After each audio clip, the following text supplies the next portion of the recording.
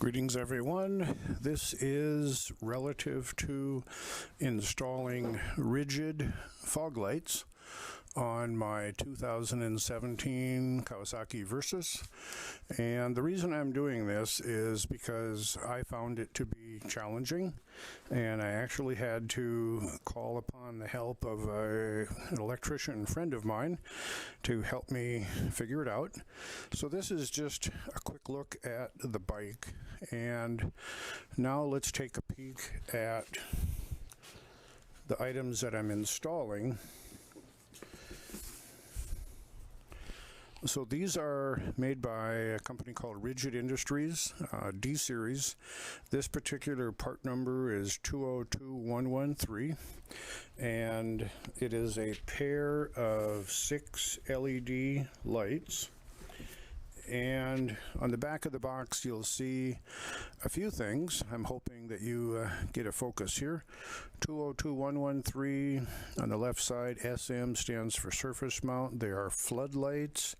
They are not spot. They are not driving. Flood was what was recommended to me from them. The reason I am pointing this out is on the bottom of the box it said specifications are displayed per light. And this is important because you'll see the amperage is stated at 2.14 at 14 volts. Now, if you recalculate the 30 watts by 12 volts, you get 2.5 amps. And the reason that is important is because the accessory outlets on the motorcycle are fused at 5 amps. And it says not to exceed 3.3. Well, I was confused thinking that the book says 3.3, and I thought, well, hey, I'm at 2.5, I'm good to go. Well, that's not the case. These lights pull 5 amps, and a 5 amp fuse it blows.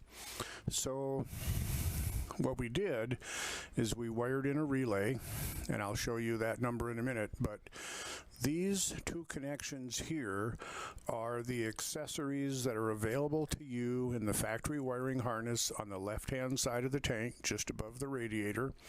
The white connectored one is specifically for the factory fog lights. And the two that I chose to hook up to are the connections that are available for heated grips.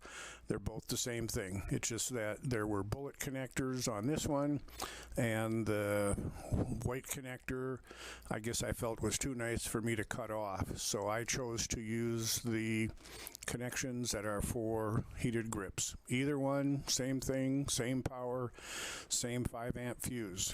So this down here is the relay. The yellow wire I'll route to the battery with an inline fuse, probably 15 amps. But you'll kind of see how it's hooked up.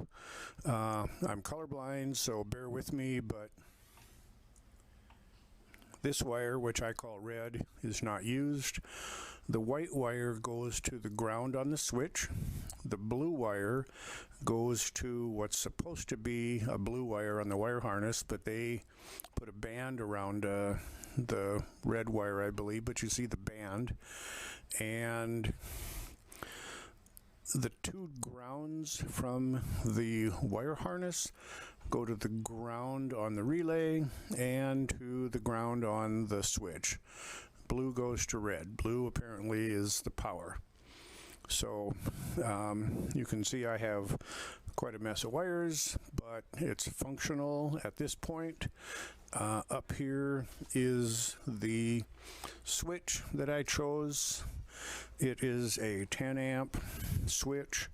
There you see it. I got to do some wire routing, but it has an illuminated little dot on it when the lights light up. I did buy aftermarket clamps to go on my crash bars. These particular crash bars are from T-Rex Racing. Very happy with them. So just a step back here for a minute. This is the relay.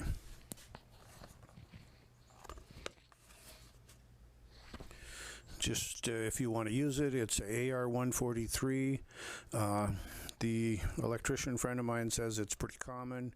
Apparently it's a NAPA part. So again, rigid series lights, 30-watt flood lights. There's the front of the bike. The clamps are not adjusted. They're hanging kind of funny, but it gives you the look. You'll see the silver bracket on here is a top grabbing bracket, which orients the light upside down. So Rigid, after a phone call, told me that they have a bracket that will allow me to turn the lights the right way up for $21. So I ordered that. The only benefit I get is the logo will read correctly. I'm a little particular about things looking right. So again, here is a look at the functional connections right now. Certainly not tucked in by any means.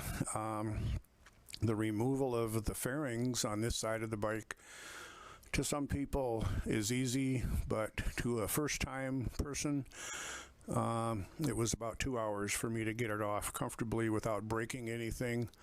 Putting it back on is going to be a challenge because there was some little screws on the inside that were difficult to get out, and as you guys know, putting a screw back on in a hard-to-reach place is even more difficult than getting it out. So I'm going to end for now. I'll show you how things work once it's completed, but I hope this is of some help to someone. It would have been helpful to me if I had found a video like this with the relay, the connections, knowing where the accessory outlets are on the motorcycle and how to use them. So here's a little bit of an update. Been working for a couple hours, shortening wires up, trying to get things neatened up a little bit. I made a little bit of a bracket to mount the relay, which is right here. Not sure what that item is next to it, but it's got some canister gas tubes to it, so I made a little bracket to go through the slot on the relay housing. And then I also put in an old wire clamp so that I could tie the harness to it. And I also incorporated the fuse holder so that I could get at it, because I know I can get at it above the radiator, which is here. That has a 15 amp fuse in it. And I ran a power wire back to the battery, yet to be hooked up. I have a 15 amp in there right now, only because the lights have a 15 amp, but the switch is rated at 10 amps. So I'm not sure if I need to switch that over to 10 amps or I can leave it at 15, but I'm getting ready to deal with the light wires.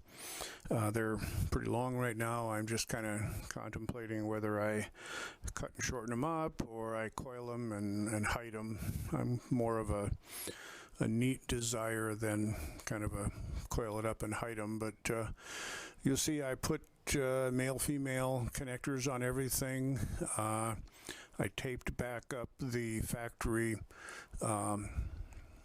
fog light connector, and I put heat shrink around everything, so should be good for now. Now I got to decide what to do with the lights. All right, here's a little update on the rigid lights that I installed. You can see from the front we have them mounted to the crash bars. I think they look fairly good. The only thing I'm displeased with right now is the logo on the rigid lights is upside down, and that's because of the bracket that came with them. And there is another bracket available that will turn them around. And another item that I forgot to mention was the clamp that holds on to the crash bars. I bought it on Amazon, and it looks like Lamphus. You can see the part number CRLBXXA7-X2. So those worked. I think the bar diameter was 7/8 of an inch, and that worked out pretty well. I did decide this morning to shorten up the wires that go to the front light connections. You see I have them kind of tucked away up underneath there. I did orient the fuse holder above the radiator so that if I need to get at it with the side covers on, I can do that. And I did wire through a relay, and it'll be hooked to the battery you see there. I have a 10 amp fuse in there now. The switch that I chose is rated for 10 amps, and the lights are protected at 15. So that was the reason I chose the 10 amp for the fuse. Now this is kind of my handmade sketch of how I wired the relay. In the upper left you see the bike harness. Blue-white is power, and black obviously ground. The top center, the switch, it has 3 wires, and we did use a relay wire harness. It's just a press on. It presses on to the 5 terminals, black, blue, yellow, red, white. The red on the right hand side here is not connected, but this works. The only thing potentially negative is if you had the lights on at the time you start your bike, it still continues to draw power, unlike switched power that will stop momentarily for the starter to take all the power.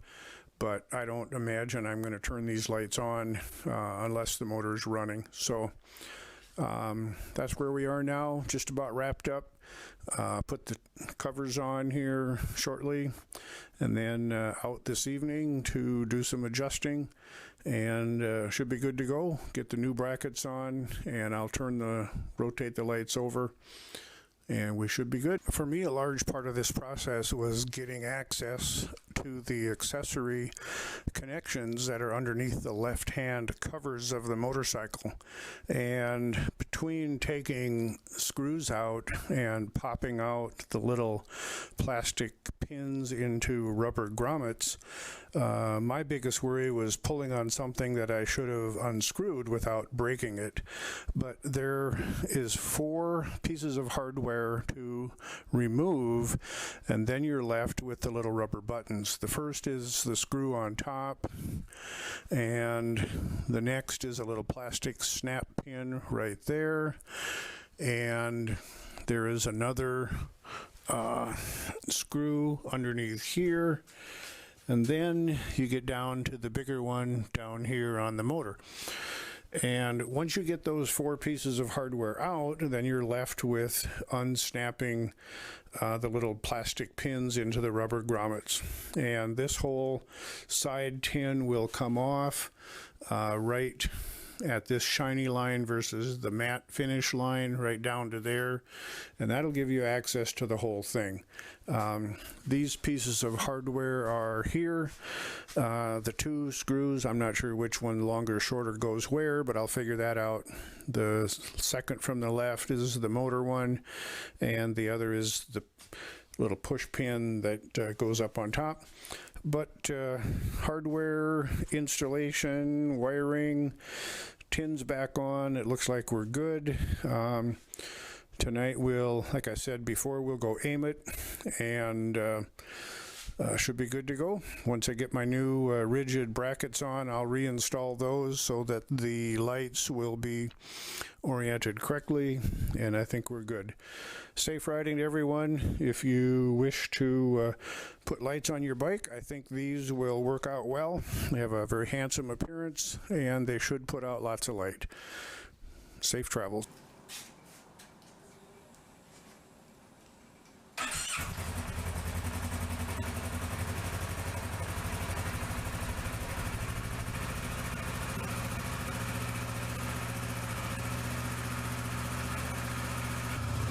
Alright, so this just shows the lights on. It's obviously pretty bright. You see I got the correct brackets on the rigid lights. They're black. They allow the logo to be oriented in the correct way. Here is the switch, and I do like the illumination. It works well. I'm going to turn it off here.